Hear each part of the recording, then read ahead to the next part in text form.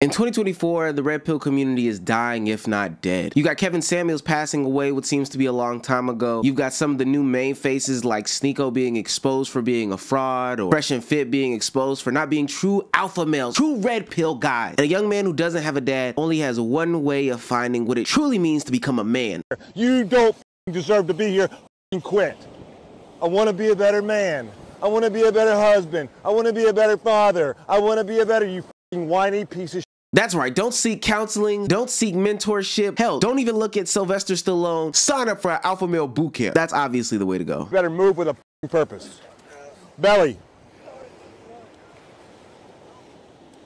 Feet. Back.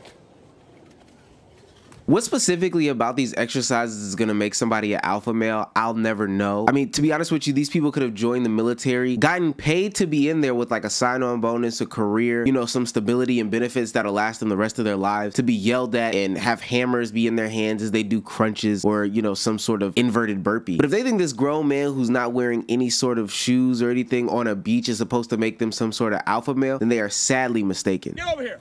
Where's you? You. Slow fat one.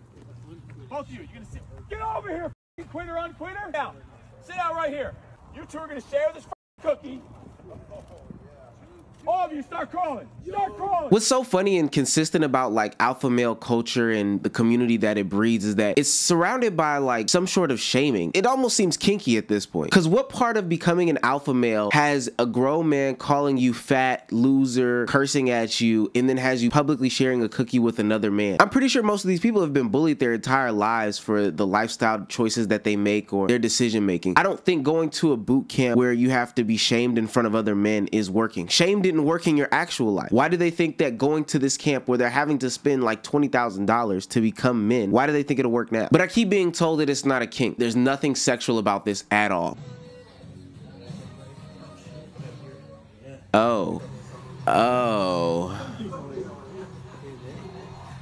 Oh yeah. For those that don't know, this is called the MDK Project, the Modern Day Night Project. If you go onto their website, it has a big, bold, in yellow, highlighted banister that says, the Modern Day Night Project is only for entrepreneurs, executives, and leaders. Your family deserves the best version of you as a leader, husband, and father. How do you get that? Out of grinding and groping on other grown men and being yelled at and shamed by other grown men in this very homoerotic type of environment? I have no clue. It never ceases to amaze me the grifts that people get off in the name of self-help and development, when in reality, nobody probably even asked for this. This isn't the reason why you're not taking the steps in corporate or climbing the corporate ladder. Hell, this isn't even the reason why your wife wants a divorce. It's probably because you don't take the trash out, you don't hug her, and you don't listen to her talking points. It has nothing to do with a man making you share a cookie with another man. The project is a 75-hour experience. It's for men just like you who know that you're meant for more, who know that you might have areas in your life that you're not performing at your highest level. You know you've got greater potential,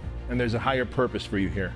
The project is not an experience, it's also a process. It's like administering chemotherapy to a cancerous area of the body. Ah, yes, I remember going to camp as a kid. It did very much feel like I was getting chemotherapy. So painful when my mother dropped me off back in the day. I think there's a much bigger picture here. Men are so desperate for some sort of guidance or some sort of upliftment that they'll go through this embarrassing treatment in order to see some sort of success in their lives or some sort of breakthrough in their lives. When in reality, a lot of the stuff is right there in front of them. Or maybe you should get a mentor in real life that cares about you and is not charging you $18,000 for some general life experience or life advice. And hell, I wouldn't even really call it that, when again, everything that we've seen from these boot camps is nothing but kink shaming and people calling you bad names or putting you through embarrassing situations so they can record it and put it on the internet.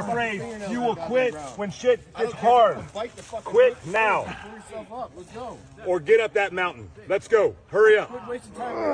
5, 4, 3, 2, 1.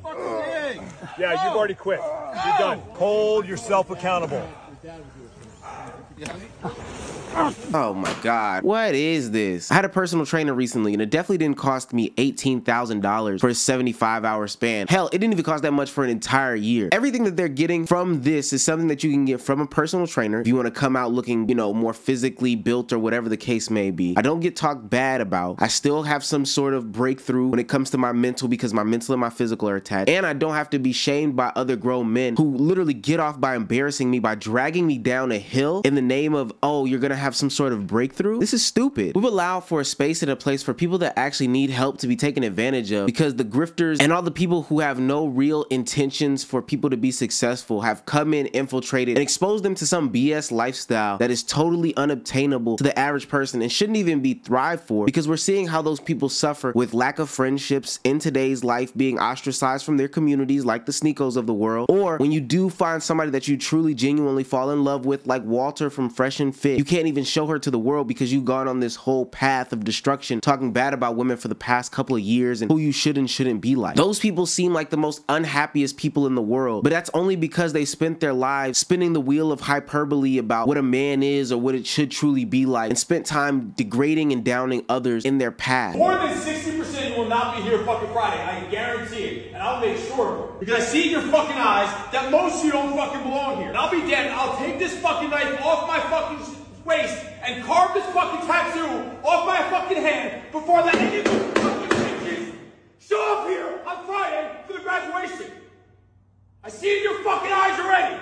Your fucking souls are mine. Stuff like this is embarrassing at the end of the day, because who can even tell somebody that, hey, you know, where I went to take the next step is this environment in which a guy's talking about carving his arm off to prove that I'm not a part of this community or whatever the case may be. I probably would have sat there and legitimately laughed at him if he would have did some BS like that in real life. What's crazy is these men are looking up to somebody to be like them when they grow up. And it's crazy because they are grown up. But hear me out when I say this. They've seen entrepreneurs or other successful people, maybe their managers, maybe their grandfathers, and they see them as great men. But what I would ask each and every one of them is that your uncle, did your pastor, did your manager, did they go through something like this in order to get where they were? So why do you think that you have to go through it? I see on their website they're talking about breakthroughs in your emotional life and all the traumas and stuff. If this is the male replacement for therapy, then we are truly cooked in today's society. Even though my grandfathers were in the army, they didn't have to go through any war-torn sorts of times or really hard time like a wartime in order to get some sort of manhood instilled in them. They had responsibilities and they took care of them. It doesn't take all this exaggeration and ultimately the idea of masculinity to be like this, because I would hope that they don't take everything that we've seen here home to their employees or to their families and try to act like this in front of them, because that's the fastest way to turn off these people. I wouldn't want to work for a manager who's talking like this guy who's banging a knife on the table. I wouldn't want to be fathered by a man who is pulling me by my feet every time I go to do a chore. That's a bad way to think about what a leader is. And it's only going to become more hyperbolic as time goes on. I'm glad people are clowning these people on the internet, calling these people the real beta males of the communities, because this is not what alpha male or leadership or anything looks like. And no one should look to follow this. They should honestly reprimand this type of behavior, because this is abysmal and disgusting. But let me know what y'all think, because this is a total joke.